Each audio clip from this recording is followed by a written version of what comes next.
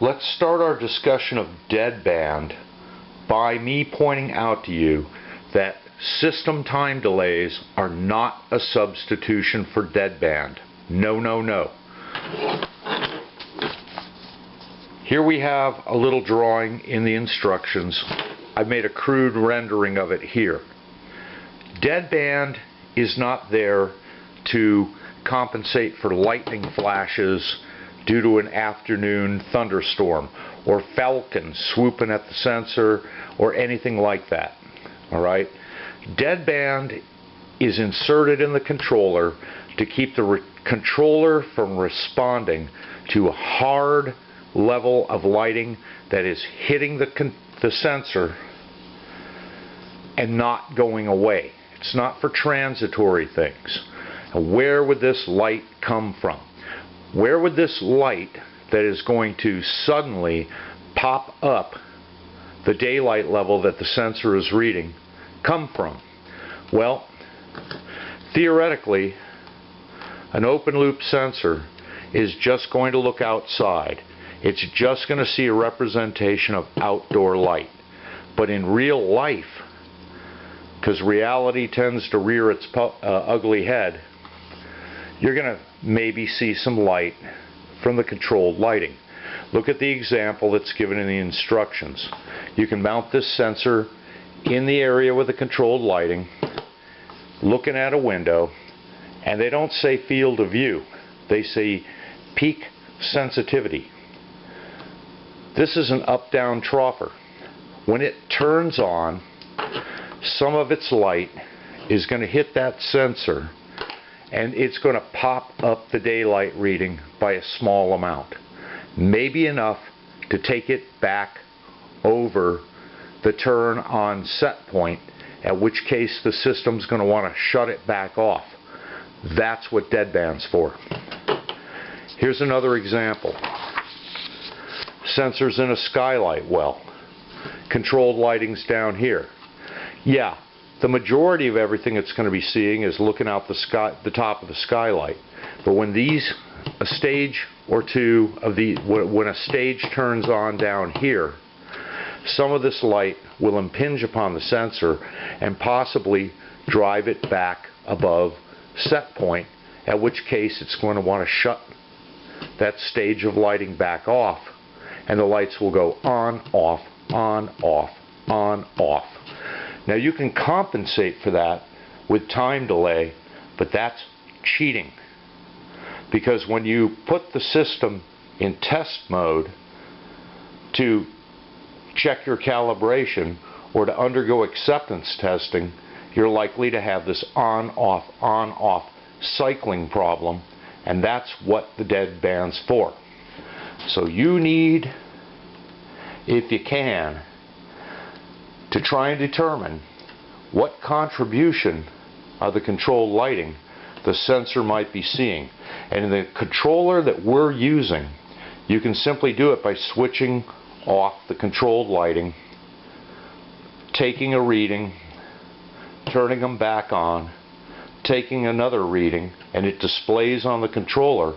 And if you see it pop up by a certain number of foot candles, you need to estimate how much each stage is going to hit this guy with, and make sure that your deadband is slightly greater in foot candles than the contribution that this sensor will see from its own controlled lighting.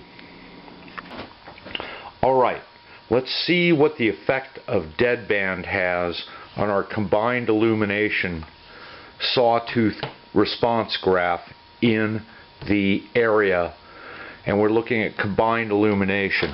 Now remember, we want this sensor positioned where the daylight it is reading bears as close a relationship to the daylight actually coming into the space as we can get. But when we do that, we're likely to see some of the contributions of our switched lighting stages impinging on this sensor. It's reading them, and that's what deadband is for. Number one rule: time delay is not a substitute for deadband. We'll begin our analysis by looking at the case where the sun is going down, because we're putting in cut-in values. So all the lights are off, sunlight begins to come down, bang, we hit our first cut-in point, and a stage of lighting turns on. We'll call that level A. That's our first snapped on stage. Daylight continues to decrease, and we hit our second cut-in point. Stage of lighting snaps on. We'll call that light level in foot candles B. Sunlight continues to come down. We hit our third snap-on point, and remember, we're programming these in directly, and bang, our last stage of lighting snaps on. We'll call that level C, and then the sun continues to go down. But what about our cut-off points? Our cut-off points are equal to our cut-in points plus, our cut-in points times 100% plus deadband. Now remember, these sloped lines, these are daylight. Okay, these are daylight, daylight, daylight.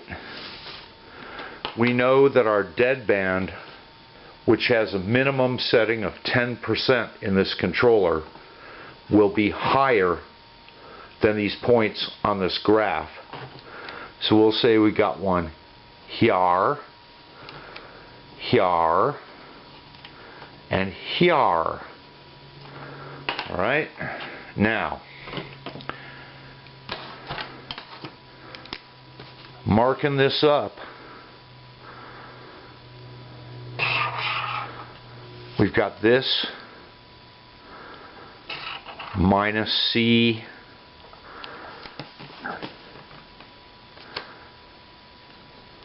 and this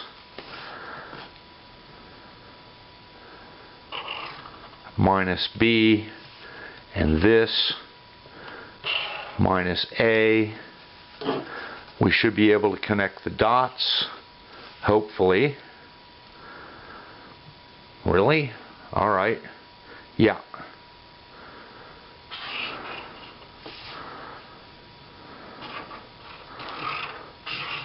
So what we have in essence